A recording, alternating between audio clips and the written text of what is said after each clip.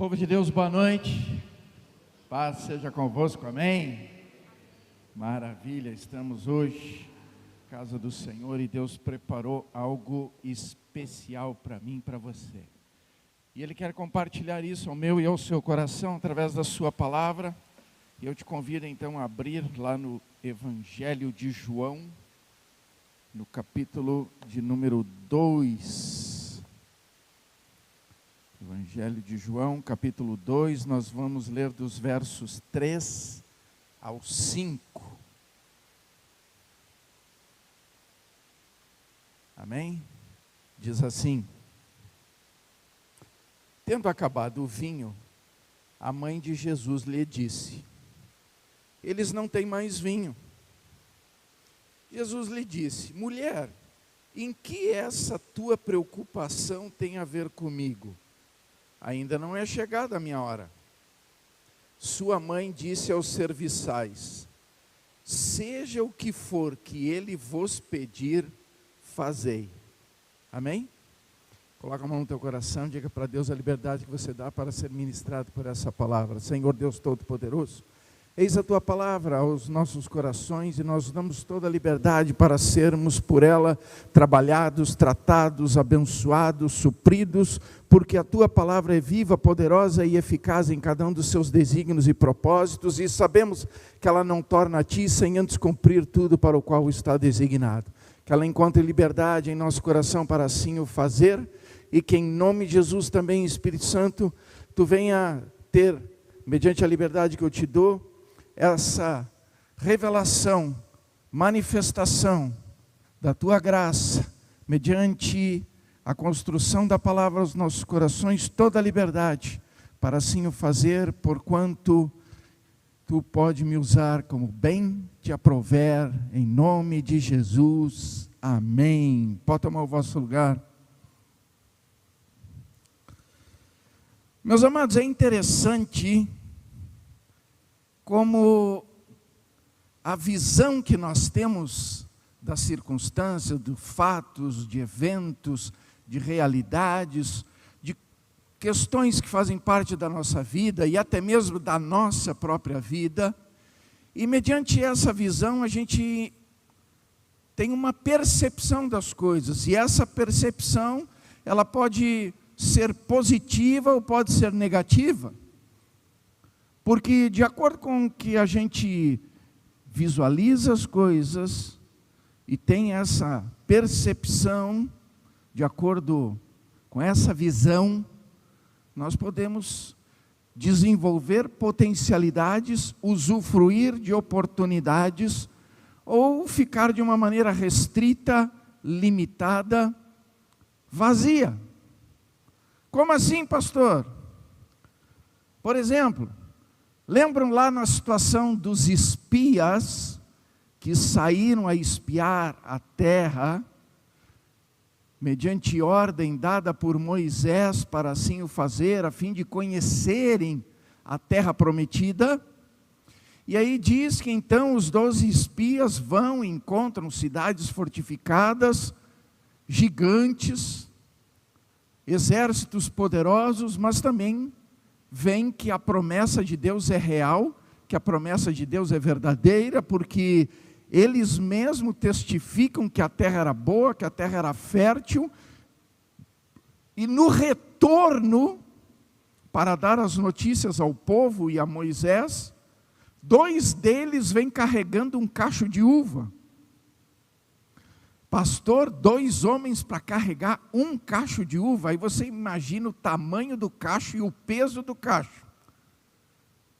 Aquilo ali simbolizava a grande prosperidade que tinha a terra. E aquilo também simbolizava que a promessa de Deus era real no quesito onde ele tinha deixado claro que seria uma terra deleitosa, uma terra que manaria leite e mel, que teria todo o suprimento, toda a provisão, tudo de bom para o povo usufruir.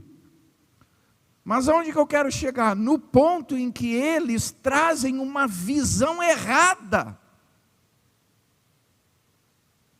de como eles perceberam as coisas. Vocês lembram, né?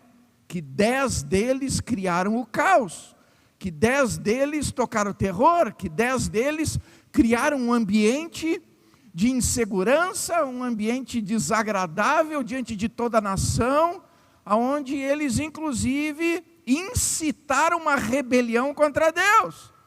Por quê? Porque tiveram uma visão errada. Eles disseram assim: lá tem gigantes, e aos olhos deles nós éramos como gafanhotos, e aos nossos olhos também. Além deles terem uma percepção errada da visão dos gigantes, porque eles nem sabiam qual era a visão dos gigantes, eles não estavam nos olhos dos gigantes, concorda comigo? Foi uma percepção particular deles. Eles criaram o conceito. Eles também disseram que eles se viam como gafanhotos, demonstrando uma baixa autoestima, uma visão errada de si mesmo, uma visão errada do projeto de Deus, porque mediante essa percepção errada, por essa visão que eles tiveram a respeito dos gigantes e a respeito de si em relação aos gigantes, eles como é que eu vou dizer assim?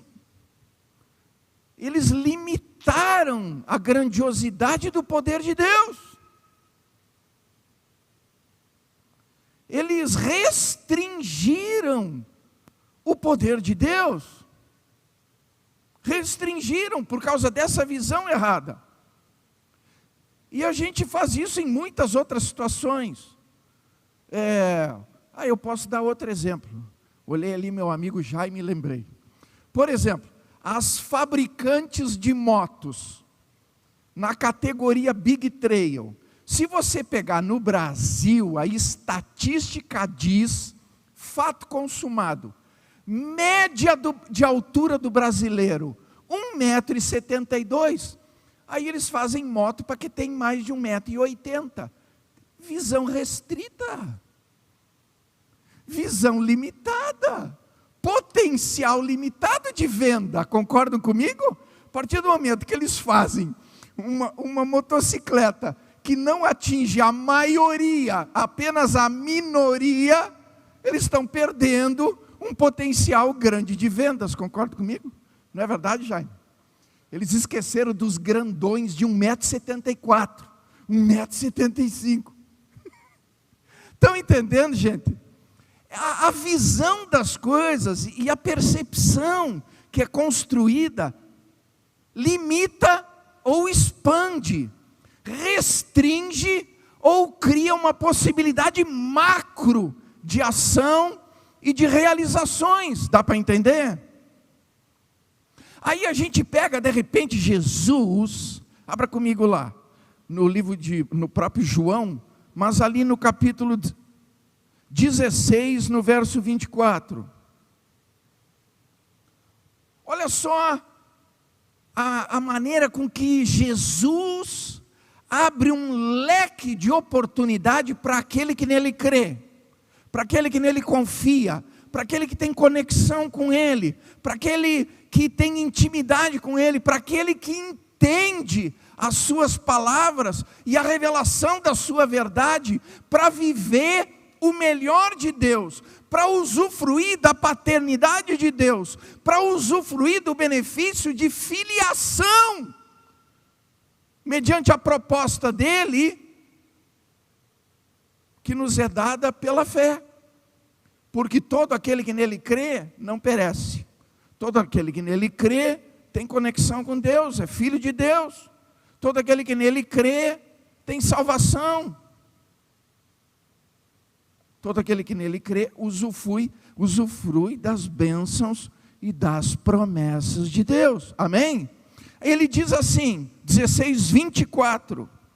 João 16, verso 24. Até agora, nada pedistes em meu nome. Pedi e recebereis, para que a vossa felicidade seja completa. Jesus está abrindo um novo momento.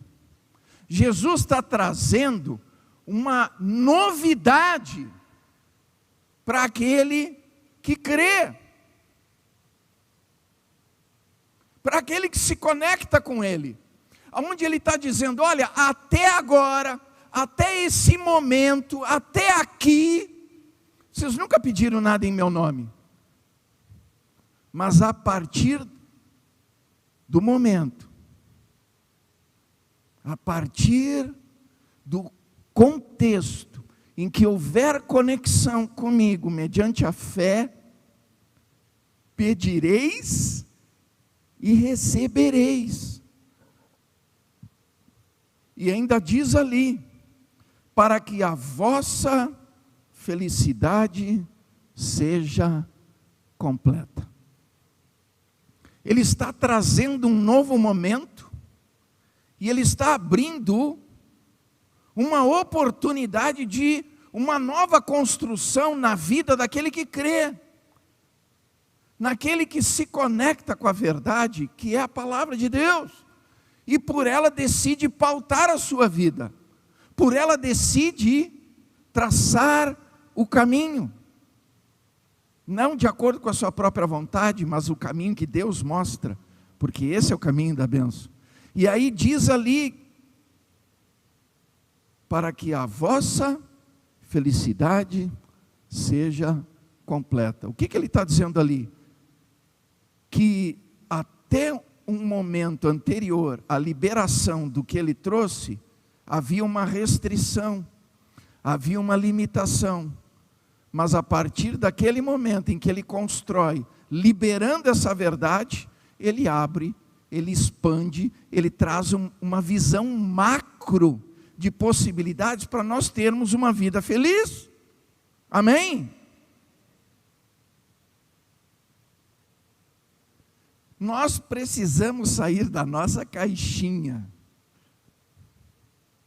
das nossas limitações, e começarmos a olhar para Jesus de uma maneira diferenciada, porque quando a gente olha para Ele de uma maneira diferenciada, a gente começa a se aperceber de coisas que antes, sem essa conexão mais apurada, a gente não se apercebe. Quando a gente se detém a analisar uma coisa, a visualizar algo, a procurar conhecer os detalhes de alguma coisa, a gente começa a ter um conhecimento mais profundo e a gente começa a ter uma percepção mais clara de todas as possibilidades que aquilo ali pode realizar. É a mesma questão em Jesus. Agora olha só Maria. Olha só Maria. Diz que Jesus estava numa festa de casamento em Caná da Galileia, uma cidade da Galileia. Estava acontecendo um casamento, a sua mãe estava lá, vários convidados, várias pessoas, familiares, parentes, amigos próximos, muita gente estava naquele casamento, incluindo Jesus e os seus discípulos. E de repente, falta vinho. E olha a atitude da mãe de Jesus. Gente, olha para mim aqui. Eu não estou dizendo que foi assim, porque a Bíblia não dá todos os detalhes. Mas visualiza comigo, de acordo com a minha criatividade. Amém? Ela pega Jesus, traz para fora, tira ele do meio de todos os convidados, leva para ele no lugar onde tem os serviçais, onde estava o pessoal organizando os comes, os bebes, onde estava aquele pessoal, sabe quando a gente diz o pessoal da cozinha? Amém? Eu creio que Jesus levou, eu creio que Maria levou Jesus até ali, porque diz que ele estava no meio dos serviçais, e os serviçais estavam próximo a talhas, aos potes onde se colocavam água. Então devia ser um lugar onde era o lugar onde o pessoal que estava servindo estava. E ela diz: Jesus, faltou vinho. Aí ele olha para ela e diz: Mas, mulher, o que eu tenho que ver com esse negócio que faltou vinho? Não é chegada a minha hora. Ele quis dizer, não é hora de eu me revelar. E o que eu tenho que ver com o negócio que faltou vinho? Aí sabe aquela hora que a mãe deixa o filho no fogo? Sabe? Que chama ele na responsa. Eu creio que foi isso que ela fez. Porque ela estava com Jesus, os serviçais estavam ali, e ela pegou e faz assim, ó. Ô pessoal, tudo que ele pedir para vocês façam, tá? E saiu. Dá para visualizar a cena? Aí imagina Jesus, pô mãe, me botou no fogo? Não é mais ou menos assim? Agora eu quero que você visualize comigo a seguinte questão. Por que Maria chamou Jesus e disse para ele, meu filho, terminou o vinho? O que motivou ela a olhar para Jesus como a solução da falta de vinho? Vocês já pararam para pensar nessa questão? Porque a gente muitas vezes fala dessa passagem, o primeiro milagre de Jesus, ele transformou água em vinho. É a primeira coisa que a gente lembra dessa história, não é? Mas eu quero que você visualize comigo qual foi a motivação na cabeça de Maria de dizer para Jesus, para ele resolver um problema de falta de vinho. O que fez ela entender, ela interpretar, ela chegar à conclusão que Jesus podia resolver o problema da falta de vinho? Alguma vez você já pensou nisso? Alguma vez você já pegou esse detalhe da história? Alguma vez você já parou para pensar, olhando pelo lado da Maria, sem ter nada a ver com o milagre, mas com o que motivou ela? Você já parou para pensar? Porque eu fiquei pensando, tá, mas da onde que veio na cabeça dela que Jesus podia resolver o problema do vinho? E ela ainda deu a seguinte frase. Eu acho interessante. Eu acho interessante essa frase. Sua mãe disse aos serviçais, seja o que for que ele vos pedir, fazei. Ela chamou ele para resolver um problema e ela nem sabia o que ele ia fazer. Mas ela tinha certeza de que ele podia fazer.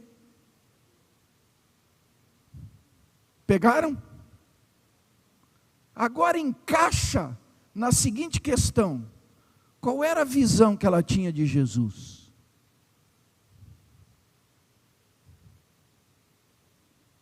Qual era a visão que ela tinha de Jesus? Limitada? Restrita? Qual era a percepção que ela tinha a respeito do seu filho e quem era o seu filho? Se você pegar em algumas passagens, tem algumas frases interessantes a respeito de Jesus, nessa conexão com a mãe dele.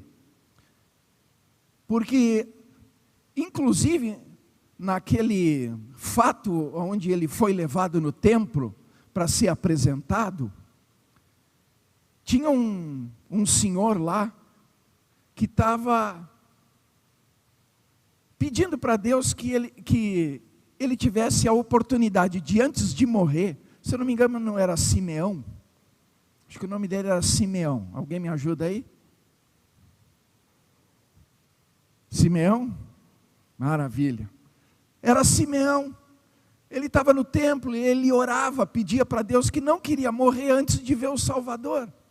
E aí quando Jesus é levado no 8º dia lá no templo, e Simeão estava lá, o Espírito de Deus revelou para ele: eis aí o Salvador. Ele foi lá, agarrou Jesus, levantou Jesus nos braços, glorificou a Deus, e aí ele faz uma oração maravilhosa, e até a oração está ali no texto bíblico,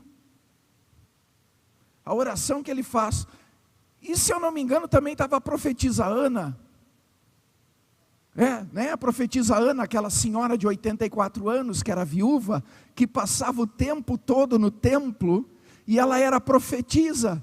Ela olhou para Jesus e começou a profetizar: pastor, onde é que o senhor quer chegar? Eu quero chegar naquela parte onde diz assim, que tudo que acontecia a respeito da pessoa de Jesus, Maria guardava no seu coração. O que ela guardava? As informações. Porque Simeão, ele identificou Jesus como o Salvador. Ana profetizou a salvação através de Jesus, para aquele que nele cresce.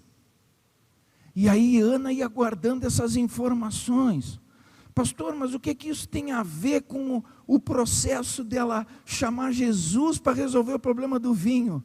Ela tinha uma visão clara e objetiva de quem era Jesus e o poder que Jesus tinha. Dá para entender? Por que ela tinha? Porque ela tinha intimidade com Jesus. Porque ela andava com Jesus. Porque ela estava com Jesus. Porque ela participava da vida de Jesus. Eu creio que ela deve ter visto e ouvido muitas outras coisas, a tal ponto dela ter certeza e convicção de que Jesus poderia sim resolver o problema do vinho.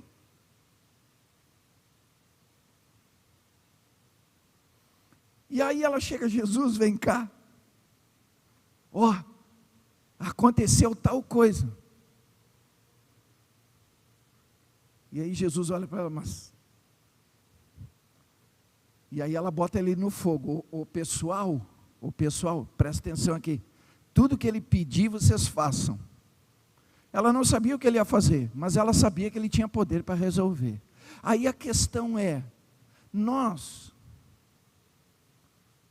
que temos Cristo na nossa vida, no nosso coração, qual é a nossa percepção? Qual é o nosso entendimento? Que visão nós temos de Jesus diante das verdades que Ele revelou a mim e a você?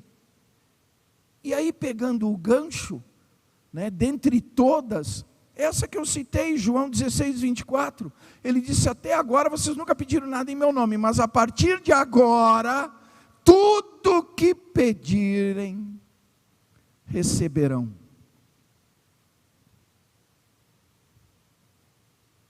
Como nós temos construído a nossa fé, alicerçado a nossa fé e enfrentado as provas que o mundo tem trazido para desafiar a nossa fé?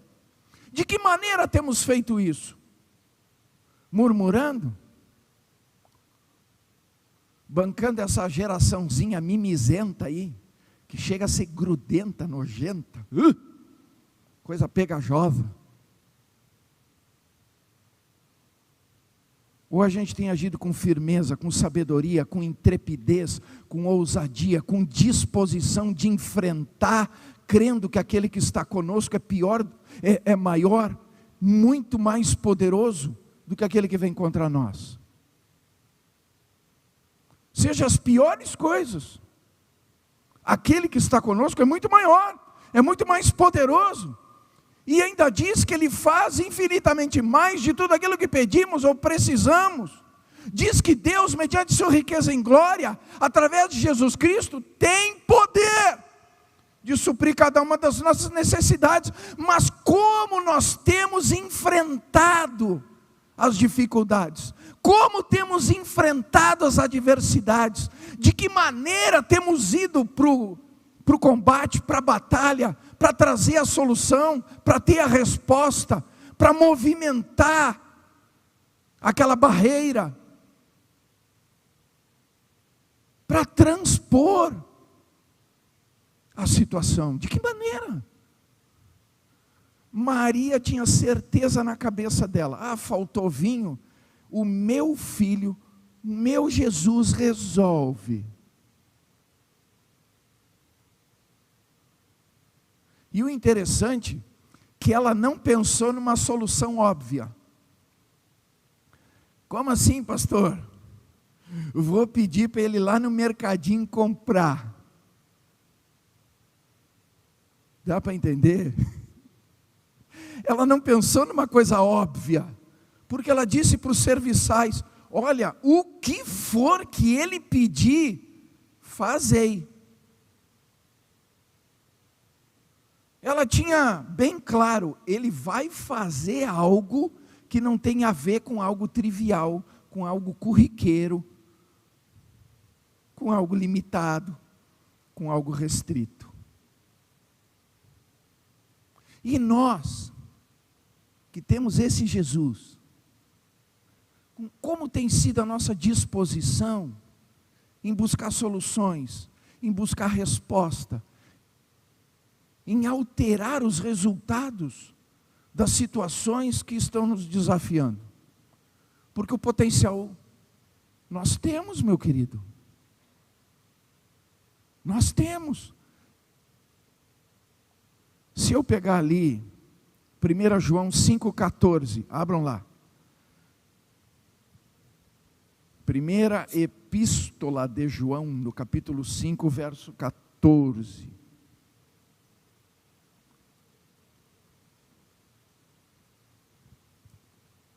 Isso é para quem crê, tá? Isso é para quem crê. Diz ali: e esta é a segurança que temos para com Ele. Isso é só para quem crê, meu querido. Só quem crê tem segurança nele. Amém? E esta é a segurança que temos para com Ele. Que segurança é essa? Que se lhe fizermos qualquer pedido,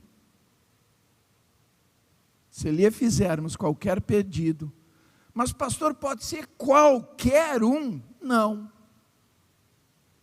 Qualquer um que esteja de acordo com a vontade de Deus. Estando de acordo com a vontade de Deus, temos a certeza de que Ele nos dá atenção. Agora eu pergunto: quem não lê a Bíblia, sabe qual é a vontade de Deus?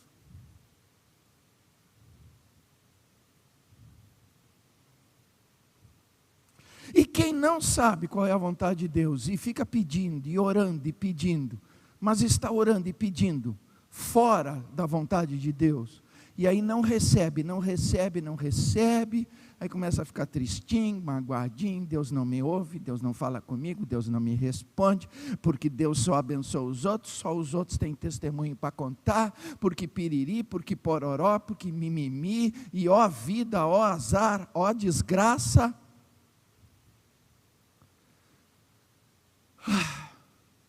Lembram daquele versículozinho que diz: aquele que crê com reserva?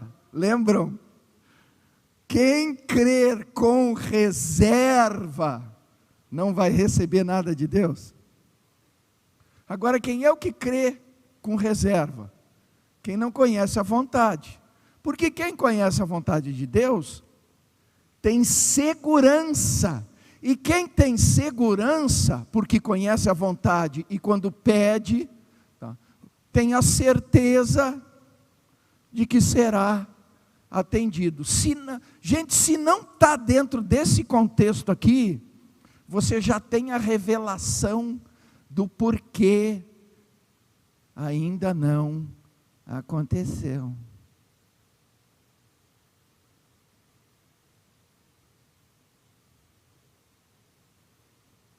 Porque eu só posso orar nessa conexão com Jesus, se eu souber verdadeiramente qual é a vontade de Deus para aquela situação que eu estou passando. Porque se eu sei qual é a vontade de Deus na situação que eu estou passando, eu posso orar da maneira correta. E eu orando da maneira correta, eu tenho segurança no meu coração, porque é certo de que Ele vai me dar atenção. E se eu estou orando de acordo com a vontade dEle, como disse Jesus, pedi e recebereis. Então eu vou ter vitória na situação. O problema é quando a pessoa está fora dessa conexão. Os espias foram lá espiar a terra e se contaminaram com o que os seus olhos trouxeram de percepção na sua mente. Fortalezas, cidades com grandes muralhas, exércitos poderosos, gigantes. Ferrou. Somos como gafanhotos. Esqueceram que Deus disse assim: não temais, eu estou convosco, eu vos darei. Esqueceram. A visão fechou a percepção correta do poder de Deus para consumar a bênção, para consumar a promessa. Porque, meus queridos, quando Deus dá uma promessa, é Ele mesmo que assume a responsabilidade de fazer com que ela se cumpra, porque Ele é fiel à sua palavra. Mas a questão é que eu preciso olhar para Deus da maneira correta e eu preciso olhar para mim da maneira correta. Como assim, pastor? Deus é Deus, meu querido. Ele é Senhor de tudo e de todos. Tudo foi feito por Ele, para Ele, com Ele. Nada do que foi feito se fez senão por meio dEle. Ele é tudo em todos. E Ele é tudo em tudo. Ele é soberano.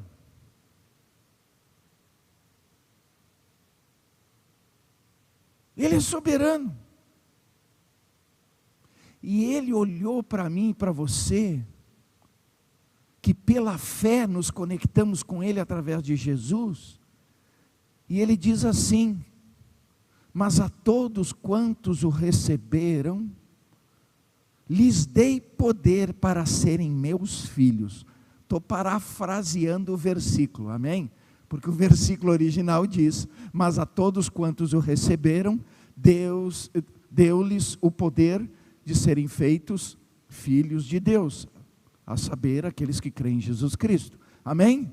Então Ele nos deu esse poder mediante essa filiação.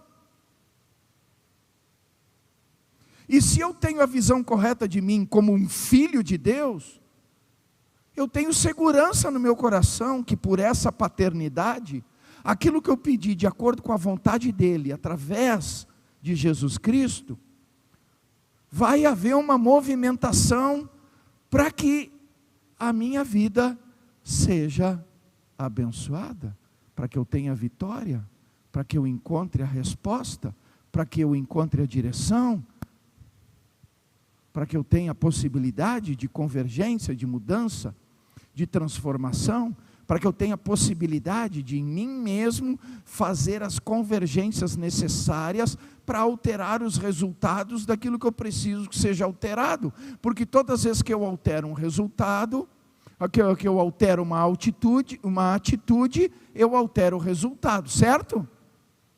Todas as vezes que eu altero uma atitude, eu altero um resultado. Então o potencial está em mim. E esse potencial é potencializado em Jesus Cristo, que é o meu padrão. Que é o meu padrão, e quando eu olho para Ele, eu identifico nele, porque Ele é a palavra. E quando eu leio essa palavra, eu identifico o que fazer, como fazer, quando fazer e de que forma fazer. Como agir mediante a fé, como construir aquilo que é necessário mediante a fé, como eu fazer as mudanças e alterações mediante a fé, como eu ter a produtividade mediante a fé nas questões da minha vida. Porque Deus é poderoso para fazer.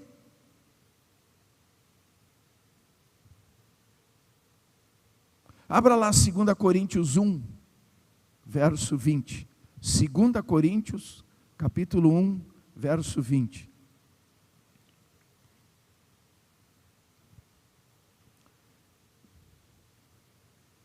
Olha só que lindo isso.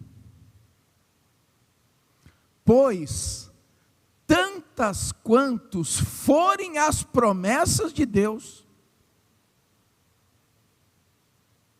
Olha a força disso daqui. Pois tantas quantas forem as promessas de Deus, todas têm em Cristo o sim. Por isso, por intermédio dele, intermédio de quem? Jesus Cristo, o amém é proclamado por nós, para a glória de Deus. Como assim, pastor, o amém é proclamado por nós? Todas as promessas de Deus em Cristo já têm o sim. Porque todas as promessas de Deus em Cristo é a vontade de Deus. Então a vontade de Deus tem o sim de Deus. E eu fico com o amém. Entenderam? Se eu conheço a promessa, eu só preciso dizer assim seja. Porque eu posso ter segurança nessa verdade. Eu posso ter certeza nessa verdade. Porque tudo que eu pedir, que está conectado com a vontade de Deus, Jesus me dá a oportunidade, mediante o sim, de usufruir da boa, agradável e perfeita vontade de Deus. É por isso que ele diz que quando a gente pede e recebe, a gente recebe para a nossa felicidade. Não tem nada mais gostoso do que você olhar para trás e poder dizer Ebenezer. Ebenezer. Ô pastor, que palavra hebraica é essa aí? Ebenezer, até aqui nos ajudou o Senhor. Porque aquele que vive pela fé identifica os movimentos de Deus. Identifica as vitórias que são construídas pela fé. Uma fé ativa. Porque, como diz a palavra, fé sem obras é morta. Ou seja, eu não posso dizer que tenho fé se eu não apresentar as obras. E não são obras produzidas de questões minhas, pessoais. Não, são obras produzidas pela fé. Como assim? Você está doente, enfermo, você faz um propósito de oração, você jejua, você ora, você busca, apresentando a Deus a tua necessidade de ser curado, e milagrosamente a cura acontece. Isso é uma obra que você produziu mediante a fé, porque você se conectou com Deus, na sua vontade revelada em Jesus Cristo de curar, o qual já tem o sim dele, e nessa conexão, mediante a segurança e a certeza do teu coração, de que você está pedindo algo, mediante a vontade de Deus, você já crê, já agradece, porque você sabe que vai ser concretizado. Entenderam? Aí eu pergunto, há algo impossível para Deus? E se não há nada impossível para Deus, que dificuldade há de eu dispor da minha fé, mediante uma percepção correta, uma visão correta do Jesus que está comigo, que se conecta comigo, que eu o tenho pela fé como meu Senhor, como meu Salvador. para vencer e superar as provas, para vencer e superar as dificuldades. Que dificuldade há?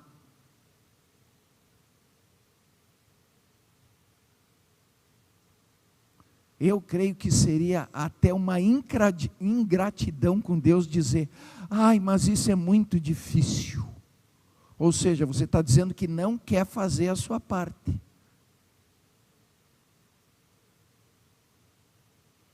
E o interessante é que aí não quer fazer a sua parte, mas quer que Deus faça a dele. Gente, quando Deus diz eu te ajudo, o que é ajuda? Não é dar apoio para quem precisa? Ô pastor, vou dar um exemplo mais simplinho. Acabou o combustível do carro, né? Terminou o combustível. Aí você olha, você sabe que o posto ainda falta 500 metros para você chegar no posto. Aí você desce do carro, vai lá, gruda ali na porta e começa a empurrar. Mas nessa hora, se alguém vir para te ajudar, você fica felizinho, não fica? Coisa boa, quando você sente que o carro ficou leve, aí você olha, tem alguém grudado lá atrás. Vamos lá, irmão, vamos lá. Isso é ajudar. É dar apoio para quem já está fazendo a tarefa, entenderam? Ou seja, se eu ainda não estou fazendo a tarefa, Deus vai me ajudar?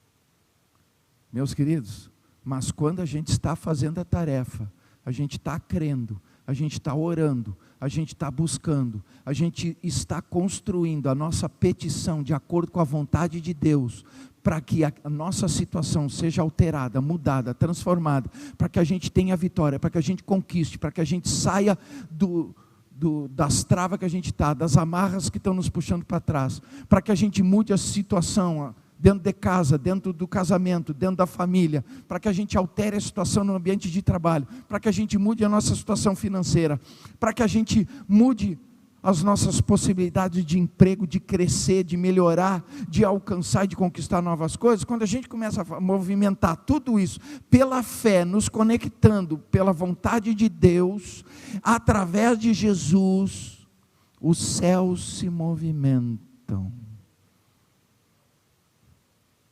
Os céus se movimentam. E o resultado acontece. Eu sou o início do processo.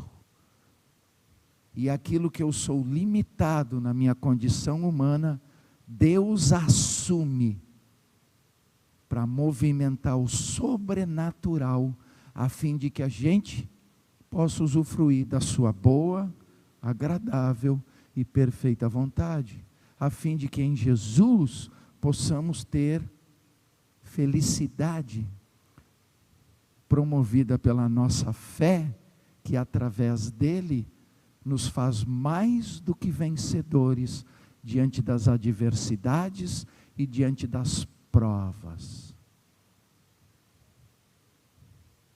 Qual é a nossa percepção?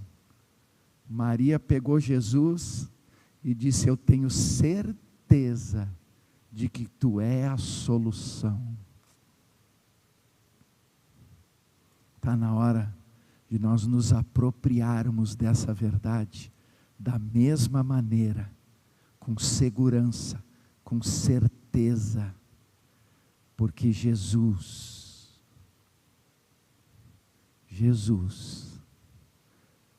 é vida em mim e em você. E essa vida é para que a gente usufrua com transbordância. O mundo tem as suas aflições e as suas mazelas, e nós temos o mecanismo de superação, de vitórias, de conquistas, de bênçãos e de viver o melhor que nós podemos vivenciar nessa terra, porquanto aquele que nos amou também nos entregou Jesus, para que todo aquele que nele crê não pereça. Não estamos aqui para ser derrotados, mas para anunciarmos a grandeza daquele que nos tornou filhos e declararmos que só o nosso Senhor é Deus e que nele somos mais do que vencedores. Fique de pé. Feche teus olhos.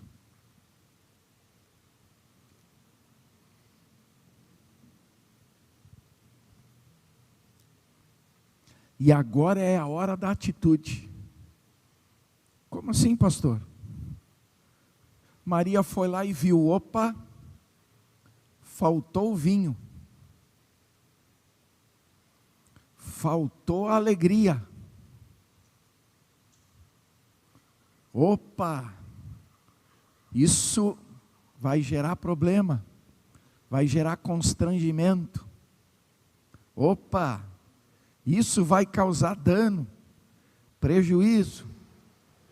Isso vai marcar a vida desse casal. Todos que saírem da festa vão sair reclamando, falando mal. Sabe aquele pessoal que a gente convida para a festa e no final sempre sai falando mal? Sempre tem umas turminhas assim, né? Ah, porque a comida estava isso, porque a bebida estava aquilo. Imagina todos falando, né? Imagina todos falando. Maria identificou todo o quadro montado, mas ela tinha uma certeza: Jesus muda essa situação. Jesus tem poder de transformar isso. Jesus tem poder de trazer solução. Jesus tem poder de ser a solução. E nós sabemos que aquele casal foi elogiado,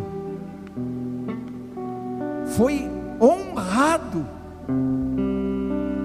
foi até reconhecido como um casal diferenciado. Como assim, pastor?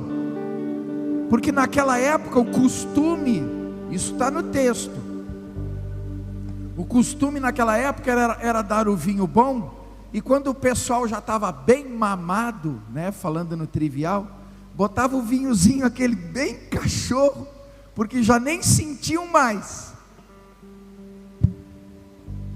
E aí o mestre sala, aquele que provava o vinho, aquele que era o organizador do evento, como a gente diz, né, o cerimonialista do evento, quando ele provou o vinho, ele chegou para o casal e disse: olha, você é uma pessoa diferenciada, você é digno de receber elogio, porque o costume é botar o bom e depois largar aquele bem furreca. Você fez o contrário, você deu o bom e agora você está trazendo o melhor,